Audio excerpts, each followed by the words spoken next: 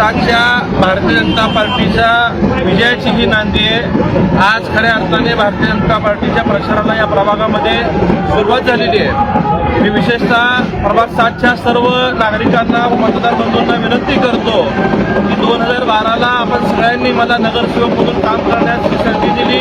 10 वर्ष आपण या प्रभागाचं प्रतिनिधित्व करण्याची संधी दिल्यामुळेच मी शहरात विकासाची छाप टाकू शकलो। तुमच्या आशीर्वादाने मी आमदार झालोय। मी निश्चितच कुठल्याही मतदारसंघाचा आमदार म्हणून काम करत असताना प्रभाग क्रमांक 7 हे माझं घर आहे, माझं कुटुंब आहे, या भावनेतनं या प्रभागाचा विकास करण्याचा प्रामाणिक प्रयत्न केलेला आहे। नगरसेवक असताना इतके प्रभावी कामं केलोय।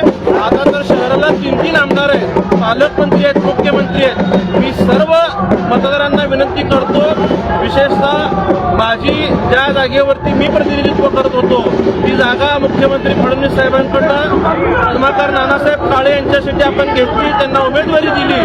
आपण सर्वांनी माझं कामाचं प्रतिनिधित्व म्हणून पद्माकर नाना काळे साहेबांना विजयी करावं। याचबरोबर आमचे गुरुवर्य व मार्गदर्शक पुरुषोत्तम बर्डे साहेबांची कन्या या देखील या निवडणुकीला उभारलेले आहेत। श्रद्धा किरण पवार असतील, आनंद कोलारकर असतील, या शहरी उमेदवारांना आपण पॅनल टू पॅनल मतदान करून विजयी करावं।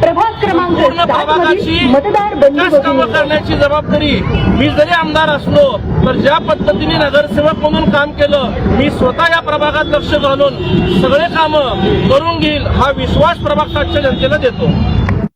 मला वाटतं 2012 साली आणि 2017 साली दोन्ही वेळेस लोकांनी एकतर्फी स्वीकारलेला आहे।